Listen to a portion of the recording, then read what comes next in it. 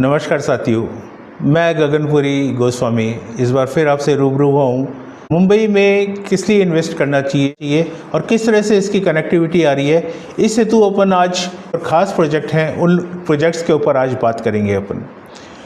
तो पहला अपन प्रोजेक्ट इसके अंदर लेते हैं जो विरार से लेके अलीबाग तक जो कनेक्टिविटी आ रही है। ये एमएसआरडीसी का रोड है और करीब 126 किलोमीटर का जो दायरा है अलीबाग से लेके आपका थाना होते हुए, और इसकी जो कनेक्टिविटी है पालघर को जोड़ते हुए फिर विरार तक जाएगी। तो अब पहले इसी रोड की आज चर्चा करते हैं क्योंकि बड़ा स्पेशल रोड होने जा रहा है। 8 लेन का ये रोड है एमएसआरडीसी का, जिसे 2 चरणों में बनाया जाना है। जो पहला चरण है विरार से लेके और बालावाली तक है। बालावाली ये करीब 96.41 किलोमीटर लंबा ये स्ट्रेच है जो फेज़ 1 इसका कहलाता है, और दूसरा फेज़ है वो 29.9 किलोमीटर का है जो बालावाली से लेके आपका अलीबाग तक का है। ये वाला जो रोड है इसके जुड़ने के बाद में जो आर्थिक विकास है उसका हम ऊपर फोकस कर पाएंगे, और इसके अंदर आपका मेट्रो रूट, बस सेवाएं आदि भी इसके अंदर शामिल रहेंगी। तो इसके लिए करीब जो गवर्नमेंट का बजट है वो करीब 63,618 करोड़ रुपए का बजट रखा है, और 8 लेन का ये रोड विरार से लेके अलीबाग तक का 3-4 घंटे का जो सफ़र है इसको ये 1.5 घंटे पे ले आएगा। तो इस सड़क के बनने के बाद में जो बाहर की कनेक्टिविटी है, जो अभी एक गुजरात साइड से जो ट्रैफिक आता है और जो JNPT की तरफ जाएगा, या जो नवी मुंबई एयरपोर्ट आएगा, क्योंकि जो इसका जो रायगढ़ डिस्ट्रिक्ट की अगर बात करें, नवी मुंबई की अगर बात करें, तो ये एयरपोर्ट भी इसकी कनेक्टिविटी का ही हिस्सा है। तो ये एयरपोर्ट तक पहुँचने का बड़ा सुगम रास्ता हो जाएगा। अच्छा, दूसरे प्रोजेक्ट की अगर अपन बात करें तो मुंबई से नागपुर का जो समृद्धि मार्ग है, जिसे हमें हिंदू हृदय सम्राट बाला साहब ठाकरे महासमृद्धि मार्ग के नाम से जानते हैं, तो ये वाला जो मार्ग है इसके बारे में अब चर्चा कर लेते हैं। ये करीब जो 16 घंटे का सफ़र है वो 8 घंटे में पूरा करेगा, और इसका जो निर्माण है वो भविष्य की प्राकृतिक आपदा या आपातकाल की स्थिति में इसका हवाई पट्टी के रूप में इस्तेमाल हो सके, और सेना के या जो कार्गो विमान वगैरह हैं वो इसका उपयोग कर सके। इस डिज़ाइन के हिसाब से इस मार्ग को बनाया जा रहा है। इसका जो एक हिस्सा है वो 11 दिसंबर 2022 को, जो कि फेज़ 1 के रूप में नागपुर से लेके शिरडी तक का था, और 26 मई 2023 को शिरडी से लेके और बहरवच खुद तक का जो रास्ता है ये इनोग्रेट हो चुका है। उसके बाद में 4 मार्च 2024 को भाविर खुर्द से लेके और इगतपुरी, तो अभी तक कुल मिला के अगर बात करें हम, तो ये नागपुर से लेके इगतपुरी तक का जो रास्ता है 625 किलोमीटर का, ये रास्ता, ये जो 701 किलोमीटर का कुल मार्ग है इसमें से ये पूरा हो चुका है और इसका इनॉग्रेशन हो चुका है। उसके बाद में जो ये मुंबई साइड का जो फेज़ बच रहा है ये करीब 70-75 किलोमीटर का, इसके ऊपर तेज़ी से काम चल रहा है। दिल्ली मुंबई जो हाईवे है, एक्सप्रेसवे है, वो भी इसके ऊपर कनेक्ट कर रहा है, और इसके साथ में इसमें करीब कसारा जो घाट है उसका 8.9 किलोमीटर लंबा जो टनल है वो इस मार्ग का हिस्सा है। एक मुंबई से इसका एंट्री पॉइंट थाने व एग्जिट कल्याण डोंबिवली में रहेगा।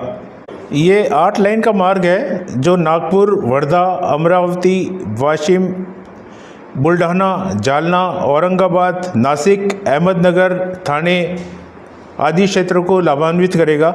और ये इसका मुंबई में जो एंट्री पॉइंट है वो थाने में व एग्जिट कल्याण डोंबिवली में रहेगा। इसकी अनुमानित कीमत 55,000 करोड़ रुपए है, और इसमें खास करके ये ग्रीनफील्ड एक्सप्रेसवे है, इको फ्रेंडली इनिशिएटिव्स इसके अंदर लिए गए हैं, स्मार्ट हाईवे है, CCTV सर्विलेंस के अंदर ये रहेगा, और इसमें इमरजेंसी सर्विसेज वगैरह है उसको समावित किया हुआ है, और NH3, NH6, NH44 और दिल्ली मुंबई एक्सप्रेसवे इसकी कनेक्टिविटी के मुख्य हिस्सा हैं।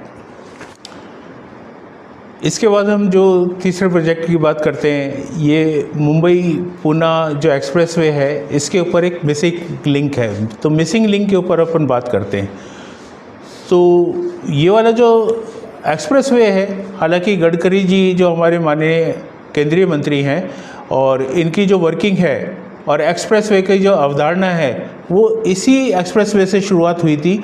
उस समय बड़ा महंगा प्रोजेक्ट था ये, लेकिन उस समय एक नया दिशा इसने एक्सप्रेसवे के नाम पे जो अवधारणा बनती है हमारी, उसको दिया था। और उसके बाद में काफ़ी सुधार हमारी जो हाईवेज़ हैं उनके अंदर आया है। इस अवधारणा का परिचय हमारे को उस समय मिला जब नितिन गडकरी जी ने ये कार्य अपने हाथ में लिया था। लेकिन कुछ काम ऐसे थे जो उस समय जो साधन उपलब्ध थे उस वजह से शायद संभव नहीं हो पाए।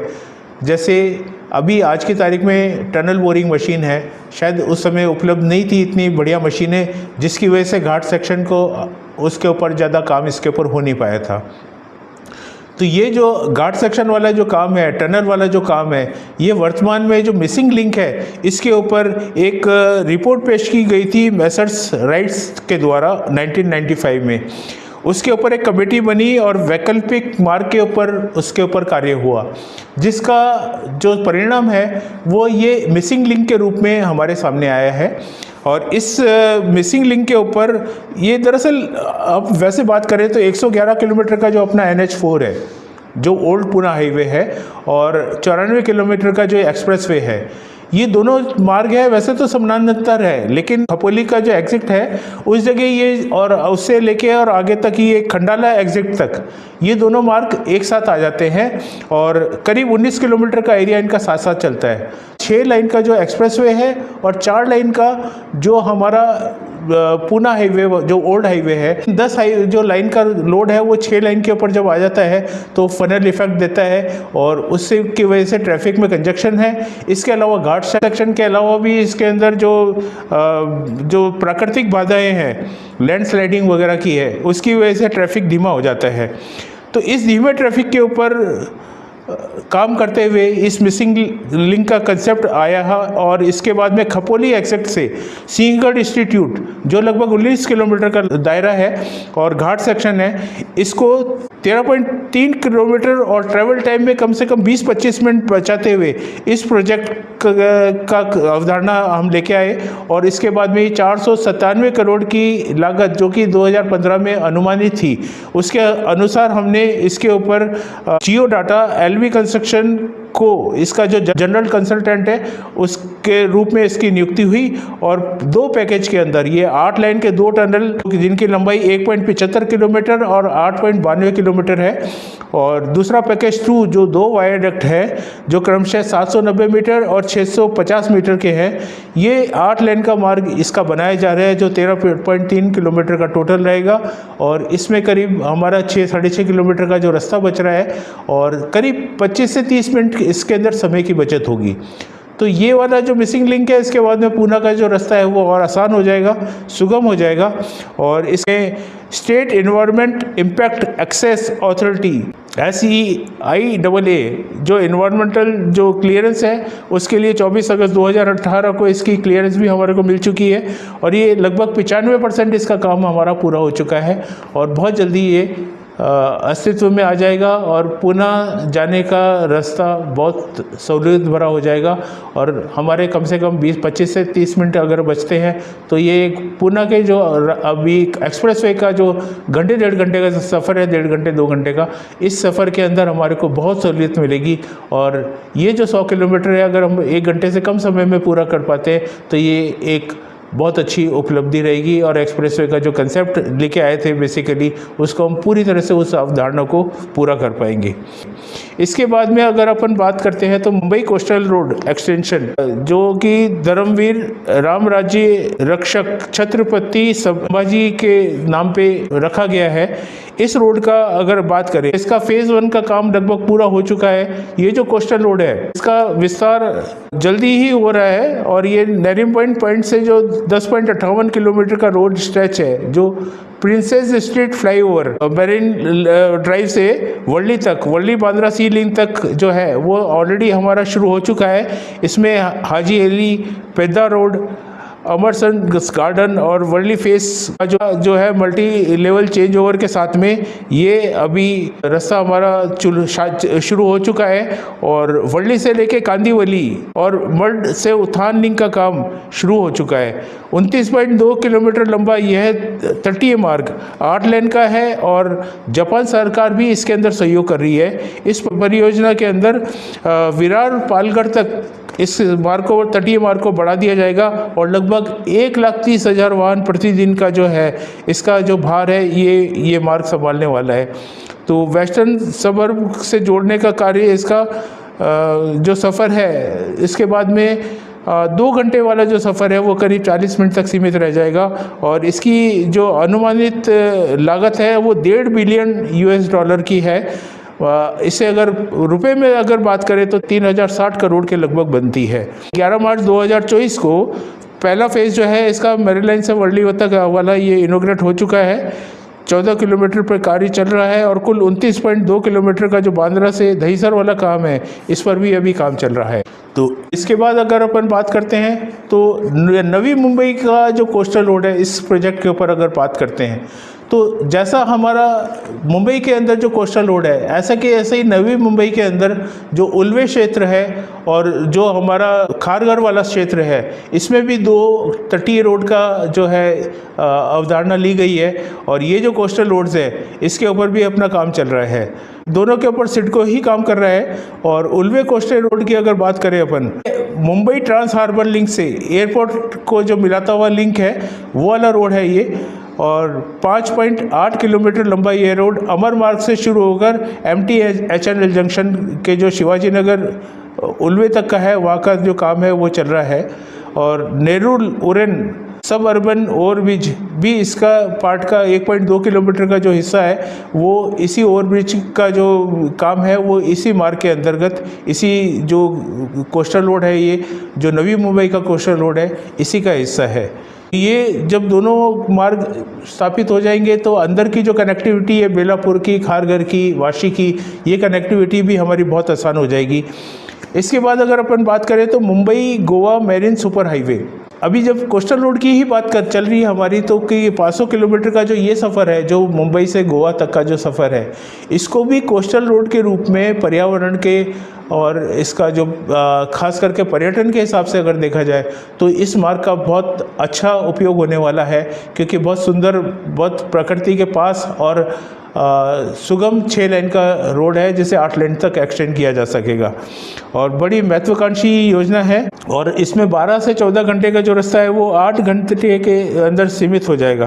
पनवेल, पेन, कोलाड, चिपलोन, रत्नागिरी और कावली ये सारे जो स्टेशंस हैं वो इसके अंदर कवर होंगे। इसके बाद जो 7वें प्रोजेक्ट के अंदर अपन बात करें तो गोरेगांव मुलुंड जो लिंक रोड है इसकी बात करते हैं तो ये वाला जो रोड है ये 12.3 किलोमीटर लंबा सड़क मार्ग है। इस प्रोजेक्ट में लगभग 1 घंटे का सफ़र जो है वो 25 मिनट के अंदर पूरा हो पाएगा और ये काम की जो अनुमानित लागत है वो 6,548 करोड़ रुपए के लगभग का इसका बजट बनाया है और इसके 2028 तक पूरा हो जाने की उम्मीद है। और वेस्टर्न एक्सप्रेसवे गोरेगांव से लेके और इसका जो है ईस्ट में जो कनेक्टिविटी है ये हमारे को बहुत सहूलियत देगी जो पश्चिम मुंबई है उसको पूर्वी मुंबई से जोड़ने के अंदर। इसके प्रोजेक्ट के अंदर टनल भी बन रही है जिसके 12,013 करोड़ रुपए की लागत है का अनुमान है और अक्टूबर 2028 तक इसे पूरा हो जाने की उम्मीद है। खुदाई का काम इसका लगभग पूरा हो चुका है और इसकी डेडलाइन भी दे दी गई है तो ये काम भी बहुत जल्दी हमारा पूरा होने वाला है। इसके बाद अगर बात करें तो इसी से मिलता हुआ कल्याण रिंग रोड है तो कल्याण रिंग रोड भी हमारा MMRDA का एक प्रोजेक्ट है जो एक रिंग रोड है और कल्याण, डोंबिवली और टिटवाला के बीच में 2,186 करोड़ की लागत के अनुमान से शुरू किया गया और इसका जो फेज़ है 4 से जो 7 वाला जो फेज़ है ये काम हमारे पूरे हो चुके हैं और जनता के लिए खोल भी दिए गए हैं और इसके अंदर जो फेज़ 1 और फेज़ 2 कतई से टिटवाला के बीच में 1 घंटे से ज़्यादा का जो सफ़र है वो 15-20 मिनट के तक सीमित करने का है। फेज़ 3 के अंदर और फेज़ 8 के अंदर भी काम जल्दी पूरा होने वाला है और जो फेज़ 4 और 7 की जो बात की थी वो दरगढ़ी ब्रिज से लेके और SH35 और 40 मार्ट का जो जंक्शन है वहाँ तक इसका काम खोल दिया गया है और जनता के इसका सुगमता पूर्वक अपना ट्रैफिक का सुगमता इसकी हासिल कर रही है। जो इसके की लोकेशंस है मुंबई नासिक हाईवे NH 160 जिसे कहते हैं 160, अहमदनगर और कल्याण का जो नेशनल हाईवे है वो है और भिवंडी से लेके और आपका डोंबिवली तक कल्याण कटई नाका तक जो है ये वाला भी इसी के उसके अंदर आता है। और टीट वाला कोवेली अम्बेवली ये इसका जो है इस मार्ग से ये जो स्टेशन है इनको लाभ मिलेगा। इसके बाद अगर अपन बात करते हैं तो विरार सी लिंक की, वर्सोवा विरार जो सी लिंक है इसकी बात करते हैं। तो यह वर्सोवा विरार सी लिंक जो है ये 43 किलोमीटर की लंबाई के अंदर है, जो अंधेरी वेस्ट से वर्सोवा लोकेलिटी को विरार कोस्टल सिटी से कनेक्ट करेगा। और पालघर का जो ट्रैफिक है वो पर्यटन के उद्देश्य से भी बढ़ने जा रहा है और उसके ऊपर इसका जो अंदरूनी रोड के ऊपर इसका जो दबाव है वो काफ़ी कम हो जाएगा। और ट्रैवल टाइम भी इसमें अगर बात करें तो पश्चिम मुंबई से लेकर और पालघर तक का जो 3 घंटे का सफ़र है वो लगभग 1 घंटे के अंदर का रह जाएगा और काफ़ी सहूलियत इससे मिलने वाली है। इसकी जो अनुमानित लागत है वो 63,426 करोड़ रुपए और MMRD का ये प्रोजेक्ट है।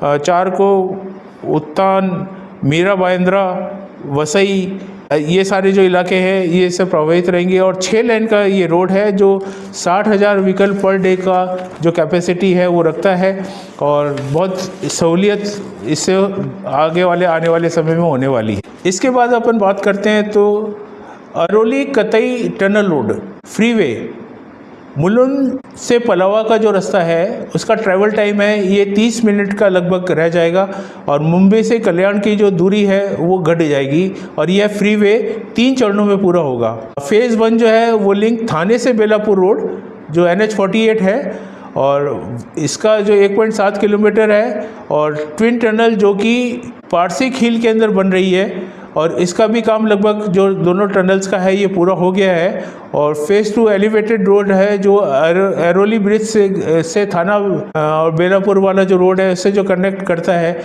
उसका भी काम लगभग हो चुका है। फेज़ 3 का जो है वो NH48 से जो कनेक्टिविटी है और एलिवेटेड रोड जो है ये काम हमारा अभी चल रहा है और इसके पूरा हो जाने के बाद में ये एक सहूलियत भरा 30 मिनट का जो रास्ता है ये हमारा बहुत सहूलियत देगा मुंबई को कल्याण से जोड़ने के अंदर। इसके बाद अगर अपन बात करते हैं तो एक बहुत ही महत्वाकांक्षी प्रोजेक्ट है हमारा Mumbai eastern water front development. ये वाटर फ्रंट जो है करीब 963 एकड़ का जो है भूमि उसको पर्यटन के क्षेत्र में और परिवहन के समुद्री परिवहन के रूप में बदलने का जो काम है वो कर रहे हैं। और Wadala to Colaba approximately 30 kilometre का जो दायरा है ABCMEF और ये जो नॉर्थ वाले पोर्शन है और F जो साउथ वार्ड है ये 2013-14 में करीब 500 हेक्टेयर का जो भूमि है इसके विभिन्न जो चरण है इसके अंदर हाईटेक सुविधाओं के साथ में दुबई, सिंगापुर, शंघाई जैसे जो शहर हैं जो विकसित हैं उन्हीं के तर्ज के ऊपर इसको विकसित किया जाना अपेक्षित है। और 100 से ज़्यादा इसके अंदर स्काई स्क्रैपर जो टावर है वो बनाए जा रहे हैं और इसका जो अनुमान लगा सकते हैं वो लंदन आई है और मुंबई इसका जो दुबई आई है उस और सिंगापुर आई है उसी के पैटर्न के ऊपर यहाँ भी मुंबई आई के रूप में इसका डेवलपमेंट होगा। सिंगापुर की तरह ये सस्टेनेबल डेवलपमेंट होगा और पर्यावरण को ध्यान में रखकर ये बनाया जा रहा है। ईस्टर्न वाटर फ्रंट जिसकी वैसे परिकल्पना जो है वो 13-14 के अंदर की गई थी और भारत का जो है सबसे बड़ा अर्बन रीडेवलपमेंट प्रोग्राम है ये।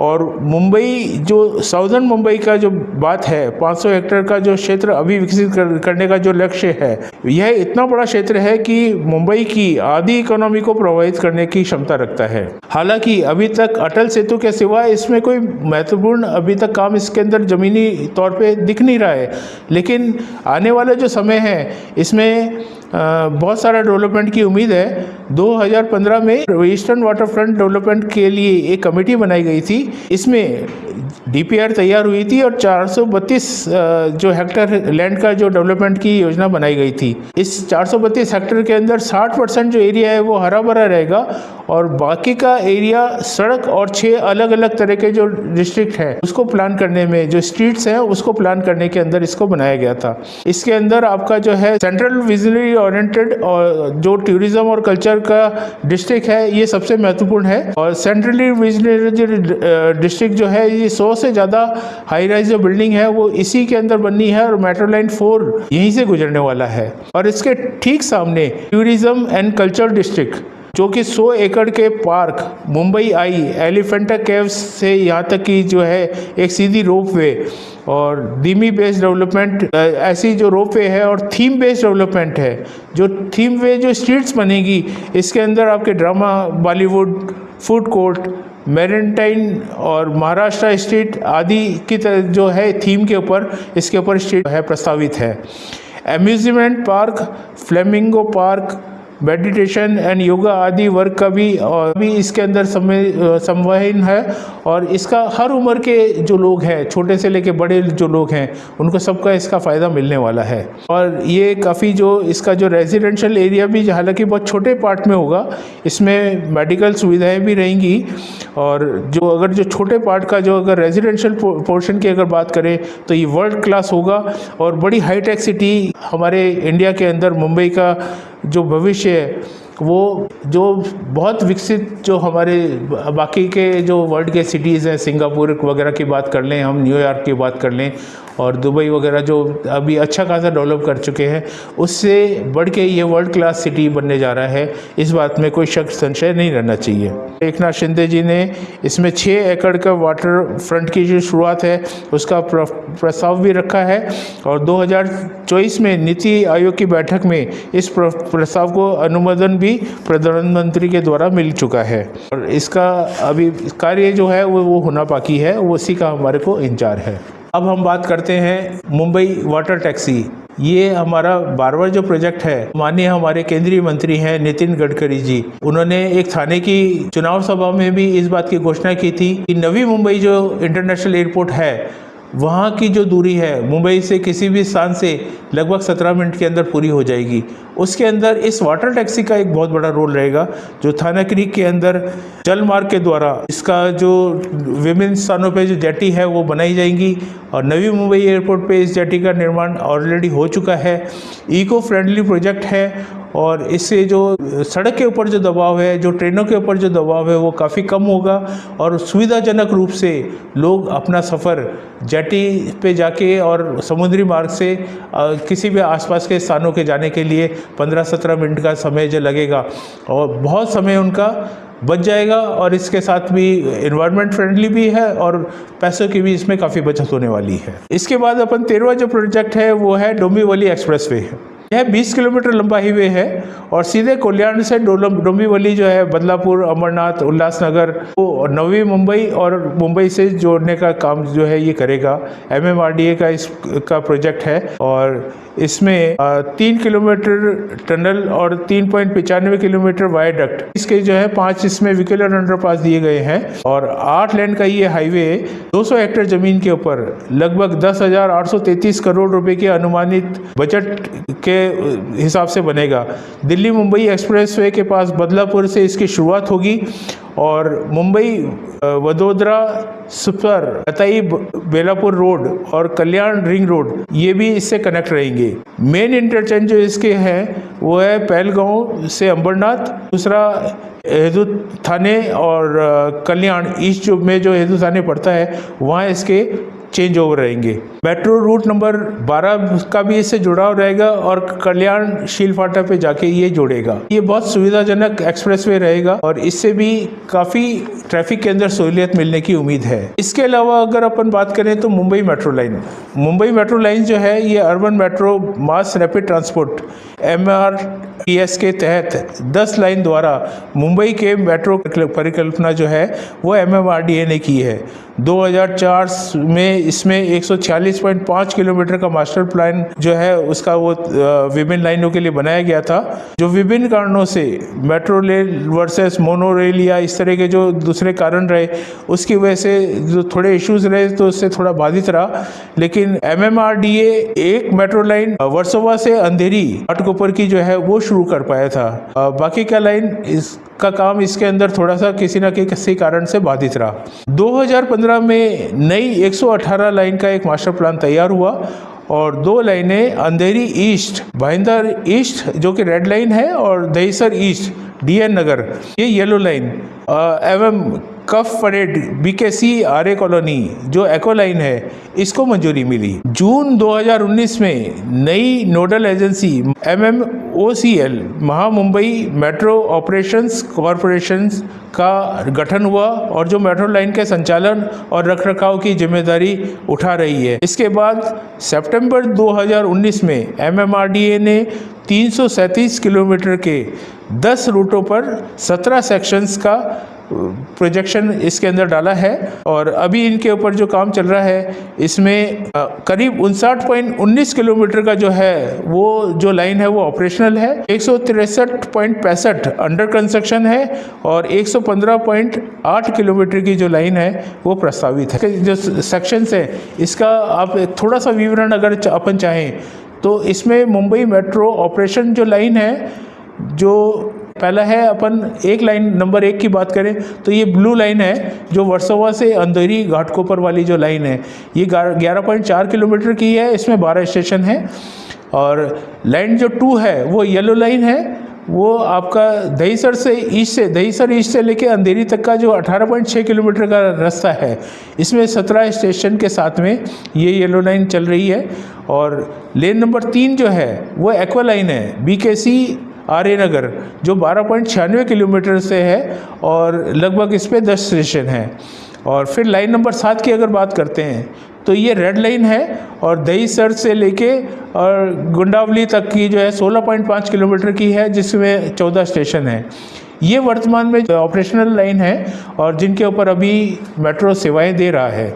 इसके अलावा जो अंडर कंस्ट्रक्शन है वो है लाइन 2B जो DN नगर, जो 2A तो अपन ने जो देखी थी पहले येलो लाइन थी जो दहीसर से ईस्ट अंधेरी तक के लिए थी, और इसके बाद में अभी जो ये लाइन 2B है ये अंडर कंस्ट्रक्शन है DN नगर से लेके और बांद्रा तक। मंडाले भी इसका हिस्सा है, 23.64 किलोमीटर की जो है इसकी लंबाई है और लगभग इसमें 22 स्टेशन है। इसके अलावा लाइन 3 है एक्वा लाइन और जो कफ पराडे से लेके BKC तक है, ये 20.81 किलोमीटर की है जिसमें 17 स्टेशन है। और लाइन नंबर 4 है ग्रीन लाइन, भक्ति पार्क वडाला जो घाटकोपर थाने वाला जो एरिया है, तो इसे कसार वडावली तक का जो ये है रोड, इसके ऊपर 32.32 किलोमीटर का इसका दायरा है और 32 स्टेशन के इसके ऊपर है। इसके अलावा फिर लाइन 6 की अगर बात करें तो ये पिंक लाइन है और जो लोखंड वाला से लेके JVLR जो सीप्स का एरिया है और कंजूर मर्ग है, यहाँ तक 14.47 किलोमीटर का है और इसमें 13 स्टेशन है इसके अंदर। फिर इसके अंदर जो लाइन 12 है ये ऑरेंज लाइन है, ये कल्याण से लेके तलुजा तक का 22.17 किलोमीटर है और 19 स्टेशन इसके ऊपर कवर होंगे। और ये वाली लाइन है जो अभी अब मैंने जिनकी बात की, ये सारी की सारी अंडर कंस्ट्रक्शन है। और इसके अलावा कुछ लाइनें हैं जो प्रपोज्ड है, जैसे अपनी गोल्ड लाइन है, gold line Chhatrapati Shivaji Maharaj international जो एयरपोर्ट है वहाँ से लेके और नवी मुंबई जो इंटरनेशनल जो दीवा पाटिल एयरपोर्ट है वहाँ तक की करीब 35 किलोमीटर की जो रेलवे लाइन है, ये मेट्रो लाइन है, ये प्रस्तावित है जिसमें 7 स्टेशन होंगे। इसके अलावा लाइन नंबर 11 है जो ग्रीन लाइन है और ये भक्ति पार्क से लेके CS70 तक का जो है दायरा, ये 12.744 किलोमीटर का है, 10 स्टेशन इसके अंदर कवर होंगे। और इसके अलावा लाइन 13 की बात करें, ये पर्पल लाइन है तो शिवाजी चौक मीरा रोड से लेके और विरार तक का जो सफ़र है 23 किलोमीटर का, ये 20 स्टेशनों के बीच में कवर करेगी। लाइन नंबर 14 जो है वो मजेंटा लाइन है, वो विक्रोली से कंजूर मर्ग और बदलापुर, ये वाला रास्ता है 45 किलोमीटर का जिसमें 40 स्टेशन होंगे।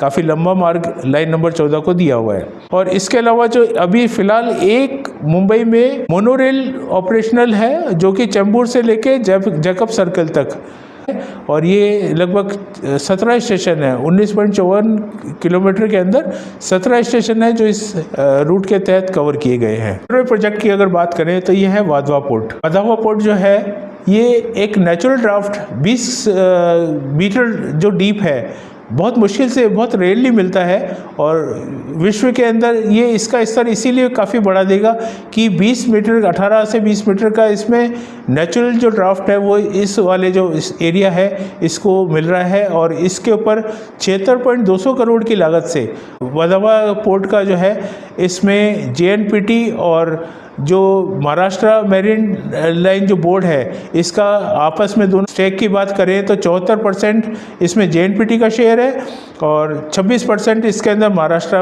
मैरीन लाइन बोर्ड जो है उसका इसके अंदर स्टेक है। और इस तरह से ये जो है पब्लिक प्राइवेट पार्टनरशिप के अंदर ये जो इसका पोर्ट का काम है ये चल रहा है। और इसके बन जाने के बाद में ये विश्व के महत्वपूर्ण बंदरगाहों में से एक होगा जो 200 पोर्ट के लगभग जो है वहाँ से इसकी सीधी कनेक्टिविटी रहेगी। 2 फेज़ में इसका डेवलपमेंट होगा। जो पहला फेज़ है वो 2030 के अंदर इसको डिलीवर हो जाएगा और इसके बाद में 2039 तक इसका पूरा काम फेज़ 2 के रूप में इसका कंप्लीट हो जाएगा। और इसकी जो अनुमानित लागत है वो 76,200 करोड़ रुपए मैंने आपको बताया। इसका JNPT का जो वर्तमान पोर्ट है इससे करीब कम से कम ये 3 गुना ज़्यादा बड़ा है और इससे 12 लाख के लगभग एम्प्लॉयमेंट के आने की उम्मीद है। इसके बाद में अपन बात करेंगे धारावी रीडेवलपमेंट जो प्रोग्राम है। ये वाला जो है बड़ा 600 हेक्टेयर के अंदर जो ये 600 हेक्टेयर के अंदर धारावी के लगभग 296 हेक्टेयर को रीडेवलपमेंट योजना के अंदर डाला था। और जनवरी 2024 को नव Bharat mega developers private limited NMDPL जो कि महाराष्ट्र सरकार और अडानी ग्रुप का एक संयुक्त उपक्रम है, इस कंपनी के साथ लगभग 7 लाख धारावी के जो निवासी हैं इनके पुनर्वास के उद्देश्य से आर्किटेक्ट हाफिज कॉन्ट्रैक्टर को इस प्रोजेक्ट को लीड करने के लिए जिम्मेदारी दी गई है। और मास्टर प्लान के अनुसार 3 लाख करोड़ की लागत का से करीब 10 लाख धारावी निवासियों को पुनः बसाने का जो है उसका लक्ष्य रखा गया है। और यह भारत का सबसे बड़ा ब्राउनफील्ड डेवलपमेंट प्रोग्राम है और इस क्षेत्र का वाणिज्यिक, औद्योगिक व रिहायशी इलाकों के रूप में इसका विकास होगा।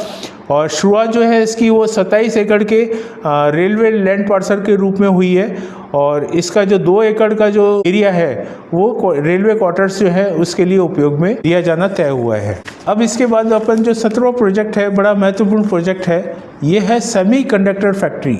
5 सितंबर 2024 रायगढ़ जिले के पनवेल में तलुजा क्षेत्र के अंदर इसकी कीमत अगर अपन बात करें तो $10 बिलियन का ये प्रोजेक्ट है। और अगर रुपए में इसकी अनुमानित कीमत देखें तो 93,947 करोड़ रुपए बैठती है। महाराष्ट्र सरकार की कैबिनेट ने इसको मंजूरी जो है कैबिनेट पैनल से इसकी मंजूरी मिल गई है।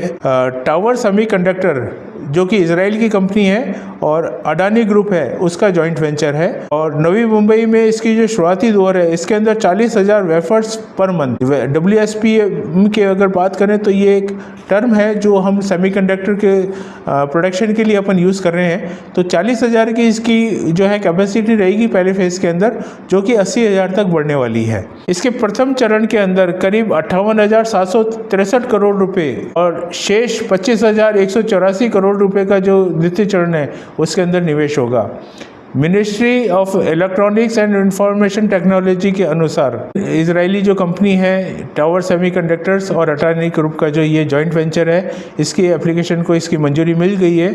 और आगे ये जो इंडियन सेमीकंडक्टर का जो मिशन है जिसे हम ISM के नाम से जानते हैं और IT मिनिस्ट्री है उसको इसकी मंजूरी के लिए आगे इसको फॉरवर्ड कर दिया गया है और ये जल्दी ही अस्तित्व में आने वाला है। और इसकी वजह से पनवेल में एक बहुत बड़ा जो रोजगार का अवसर है वो इस सेमीकंडक्टर के बाद में अपना पैदा होगा। और इसके साथ ही जो देश का जो मेक इन इंडिया वाला जो कंसेप्ट है उसके अंदर एक बहुत बड़ा बल मिलेगा। हालांकि IC के अंदर पहले भी धोलेरा के अंदर हरियाणा में काम चल रहे हैं, लेकिन ये वाला जो प्रोजेक्ट है ये अपने आप में बहुत महत्वपूर्ण हो जाता है। इसके अलावा जो अपन बात करते हैं 18वां जो हमारा प्रोजेक्ट है वो है इलेक्ट्रिकल व्हीकल मैन्युफैक्चरिंग यूनिट्स। इनके जो स्टार्टअप्स हैं इसकी अगर बात करें तो एक रिपोर्ट के अनुसार इलेक्ट्रिकल जो व्हीकल है इसका जो मार्केट है 1327.8 मिलियन $, का जो है वर्तमान में 2023 के आंकड़े बता रहा हूँ मैं आपको ये है। और 2032 तक इसकी जो अनुमान है ये 1,02,610.8 मिलियन तक बढ़ जाने की एक अनुमान है इसका। तो ये जो दर है, अगर परसेंटेज के रूप में देखें, 60.2% की दर से ये 2024 से लेकर और 2032 तक जो बढ़ने का इसका अनुमान लगाया गया है। जो कन्वेंशनल व्हीकल्स हैं उसके मुकाबले यह ग्रोथ जो है इलेक्ट्रिकल और हाइब्रिड जो व्हीकल्स है इसका बहुत तेज़ी से स्वीकार्यता बढ़ती जा रही है। सरकार की तरफ से भी इसमें tax rebate, lower GST, concessional जो है आपका रोड टैक्स, ऐसी सहूलतें देके और इस स्कीम को प्रमोट किया गया है। फिर बात करते हैं अपन 20वां जो प्रोजेक्ट है उसमें है Mumbai Ahmedabad high speed rail. एक मेरा सेपरेट वीडियो इस हेतु आ चुका है, डिस्क्रिप्शन में उसका लिंक डाल रहा हूँ, आप चाहें तो वो वीडियो देख सकते हैं। 320 से 350 किलोमीटर प्रति घंटे की स्पीड से शिनकानसेन टेक्निक से जो बुलेट ट्रेन है ये हमारी जापान से इम्पोर्ट होने जा रही है तकनीक, और इसके ऊपर काफ़ी काम हमारा हो चुका है। और ये जो दायरा है 508 किलोमीटर का जो सफ़र है, ये करीब जो आज की तारीख में अगर इसकी कल्पना की जाए तो ये 2 से 3 घंटे के अंदर सफ़र को पूरा कर लेंगे, जबकि अभी आज की तारीख में 8 से 10 घंटे इसके अंदर लग जाते हैं। तो ये बहुत हमारा सफ़र आसान होने वाला है और भारत को ये उस तकनीक की जो कैटेगरी है उसके अंदर इसको स्थापित करने के अंदर इसका महत्वपूर्ण योगदान रहेगा। बुलेट ट्रेन का जो आर्थिक विकास है इसके अंदर आपको बहुत बड़ा योगदान रहेगा और उच्च कार्य क्षमता और दक्षता का जो है ये प्रोजेक्ट जो है वो आपका रिफ्लेक्शन होगा इसके अंदर। और इसके बाद अपन 21वें पॉइंट के रूप में नैना सिटी जो है, Navi Mumbai airport influence notified area, यानी नैना सिटी जो है जिसे मुंबई 3 के नाम से भी जानते हैं, और नवी मुंबई हवाई अड्डा जो है इसका जो 371 किलोमीटर का जो दायरा है उसका सुनियोजित विकास इस नैना के तहत आधुनिक सुविधाजनक सड़कें और 60 मीटर 45 मीटर चौड़ी सड़कें बनाकर और विभिन्न तरह के जो निर्माण है वो इसके अंदर लाकर और इसका जो है विकास कार्य होगा। और इसकी जो विद्युत सप्लाई की जो प्लानिंग है वो एल&टी को सौंपी गई है और 13.25 किलोमीटर के जो प्रमुख सड़कें हैं वो सिडको द्वारा जो है जिसकी निविदाएँ ऑलरेडी जारी कर चुके हैं। 560 किलोमीटर का जो ये दायरा है इसके अंदर थाने के 14 और रायगढ़ के करीब 256 जो गांव हैं वो इसके अंदर इस नैना जो सिटी है इससे लाभान्वित होंगे। अब 22वां जो प्रोजेक्ट है वो बड़ा महत्वाकांक्षी प्रोजेक्ट है, hyper loop Mumbai Pune project. ये हाइपर लूप जो है एक आईआईटी जो मद्रास है उसके स्टूडेंट्स हैं जिन्होंने 410 मीटर का एक हाइपर लूप का जो है वो टेस्ट ट्रैक बनाया है। और फोर्डले का ये जो प्रोजेक्ट है ये रिवॉल्यूशनरी टेक्नोलॉजी साबित होगी और इंडियन रेलवे इस प्रोजेक्ट को लीड कर रहा है। और मुंबई से लेके पुणे तक का जो बीच का जो सफ़र है ये दूरी ये सिर्फ 25 मिनट में तय करने की क्षमता रखता है, क्योंकि इसमें 1100 किलोमीटर प्रति घंटे की रफ्तार से जो है इसका जो कैप्सूल बनाया गया है वो कार जो है एक ट्यूबुलर जो फॉर्म होगा उसका ट्यूबुलर टनल के अंदर लो प्रेशर वैक्यूम के द्वारा इसको चलाया जाएगा। और ये अगर तकनीक सक्सेसफुल रहती है तो ये एक नया आयाम यहाँ की जो अपनी जो ट्रैफिक है उसको देगी और बहुत सेफ़ और बहुत एक तेज़ गति वाला जो प्रोजेक्ट है वो हमारे को हो सकता है शायद 2028 तक मिल जाए, क्योंकि आईआईटी के जो कुछ बच्चे हैं वो इस पे काम कर रहे हैं और इसके साथ में गवर्नमेंट का इसका ऊपर रुझान है। और वैसे तो 2012 में इलोन मस्क द्वारा ये कंसेप्ट पेश किया गया था और इसका जो संरचना है वो लो प्रेशर ट्यूब वाली बताया मैंने आपको, ये अपना अंडरग्राउंड भी हो सकती है और ज़मीन के ऊपर भी हो सकती है और इसमें जो गति मिलेगी वो लगभग 1100 किलोमीटर प्रति घंटे की रफ्तार मिलने का एक आसार है इसके अंदर। इसके अलावा जो है मुंबई पुणे का जो आउटर रिंग रोड बन रहा है वो लगभग 138 किलोमीटर की सड़क परियोजना है जो कि पुणे के यातायात की भीड़ को कम करेगा और अन्य क्षेत्रों से इसकी कनेक्टिविटी बढ़ाएगा। MSRDC द्वारा डेवलप किया जा रहा है और 83 गांवों को इसका लाभ मिलने जा रहा है। 120 किलोमीटर के रफ्तार के लिए डिज़ाइन किया गया ये रिंग रोड जो है, ये नासिक और बेंगलुरु की जो कनेक्टिविटी है इसके संपर्क में सुधार करेगा। फिर इसके अलावा अगर बात करें तो पुणे की अगर जब बात चली है तो ये भी हमारे को ध्यान रखना चाहिए कि पुणे पुरंदर जो ग्रीनफील्ड एयर बेस है वो एक नया इंटरनेशनल एयरपोर्ट ग्रीनफील्ड के रूप में डेवलप होने जा रहा है और इसके भी 2029 तक के चालू हो जाने की उम्मीद है। और ये विस्तृत परियोजना जो DPR वगैरह है इसकी, ये मुख्यमंत्री देवेंद्र फडणवीस के द्वारा भूमि अधिग्रहण के जो निर्देश जारी किए गए हैं उससे लगता है कि ये सारा जो प्रोजेक्ट है ये अपने तय समय के अंदर ये पूरा हो जाएगा। इसके अलावा जो मेट्रो है वो भी हम लोग जानते हैं कि पुणे में बड़ी तेज़ी से विकास हो रहा है। 2 चरण इसके अभी चल रहे हैं और बहुत जल्दी ये सारी सुविधाओं से पुणे अपने आप में डेवलप होगा और इसके साथ में इसकी जो मुंबई की पनवेल की जो कनेक्टिविटी है वो फास्ट हो जाएगी। तो ये भी एक मुंबई के जो मुंबई 3 का जो कंसेप्ट है आगे बढ़ने का, उसमें ये सहयोग करेगा। इसके अलावा है इसमें सूरत से चेन्नई जो एक्सप्रेसवे है जिसकी लंबाई कुल 1271 है, ये एक तरह से देखा जाए तो दूसरा सबसे बड़ा हाईवे है दिल्ली मुंबई एक्सप्रेसवे के बाद में। इसी का नंबर है 1271 किलोमीटर का, 1305 के बाद में। यह लाइन जो है भारत सरकार का दूसरा सबसे बड़ा हाईवे है और गुजरात, महाराष्ट्र, कर्नाटका, तेलंगाना, आंध्र प्रदेश, तमिलनाडु से होकर गुजरेगा और इसके अंदर आर्थिक उन्नति जो है उसका बहुत बड़ा ये साधक बनेगा।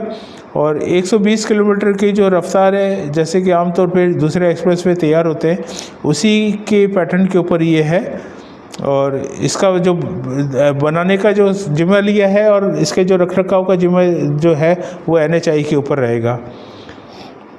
पहला जो फेज़ है वो सूरत से लेकर शोलापुर आर्थिक गलियारे के रूप में जाना जाता है और जो दूसरा फेज़ है इसका शोलापुर से चेन्नई वाला जो आर्थिक गलियारा है इसके रूप में नासिक, सोलापुर, कुर्नूल, त्रिपुरा ऐसे शहर जो हैं उनको इसका लाभ मिलने वाला है। अब उसके बाद अगर बात करते हैं एक प्रोजेक्ट की, तो नवी मुंबई DB पाटिल जो इंटरनेशनल एयरपोर्ट है, इसके बारे में भी मैंने सेपरेट एक वीडियो डाला है और बहुत सारी जानकारी YouTube के ऊपर उपलब्ध है।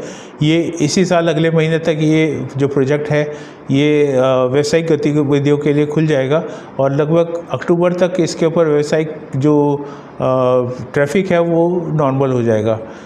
मतलब सारी जो फ्लाइट्स हैं वो शेड्यूल कर दी जाएंगी और छत्रपति शिवाजी महाराज टर्मिनल से काफ़ी बड़ा लोड इस वाले टर्मिनल के ऊपर आ जाएगा।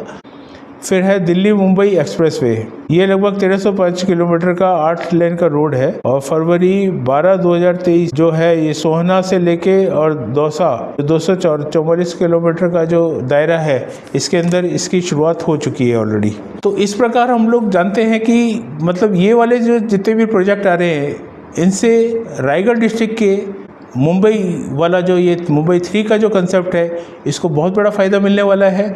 और मुंबई 3 का जो आप जो देख रहे हैं जो बड़े बड़े बिल्डर्स इवन भारत के ही नहीं बाहर के भी जो बिल्डर्स हैं वो यहाँ पे आ रहे हैं, तो ये एक उसका बहुत बड़ा कारण है। और इसका जो विभिन्न क्षेत्रों में जो इसमें 4 नोड 5 नोड इसके जो सेज का इलाका आ रहा है, 6 इंडस्ट्रियल एरिया नए आ रहे हैं, नए नडाल जैसे जो CBD बनने जा रहे हैं और बड़े जो मल्टी कॉरिडोर जो बन रहे हैं उसके अंदर इस क्षेत्र का जो तेज़ी से विकास की और ये जो एरिया है ये बढ़ने जा रहा है, इसमें कोई शक की बात नहीं है। तो रियल एस्टेट से इसको बहुत फ़ायदा मिलने वाला है और आगे आने वाले समय में इस क्षेत्र से जो प्रभावित रियल एस्टेट है उसको चहुमुखी विकास जिसे कहते हैं उसका मिलने वाला है। और शायद ये मुंबई जो अपना साउथ वाला है जिसका जो कमर्शियल यूज़ अभी काफ़ी पूरी तरह से चरम सीमा पे चल रहा है, उसका ये विकल्प के तौर पे ये सामने आएगा और बहुत सारे जो है यहाँ पर व्यावसायिक जो गतिविधियाँ हैं वो बढ़ेंगी और ये क्षेत्र आबादी के लिहाज से भी बड़े नए और सुंदर और अच्छे शहर देगा। तो मैं आप लोगों से फिर मिलता रहूँगा। अगर आपको मेरे पसंद आ रहे हैं वीडियो तो इसको आप लाइक कीजिए, सब्सक्राइब कीजिए और शेयर कीजिए। हम लोग ऐसे ही मिलते रहेंगे। नमस्कार, धन्यवाद।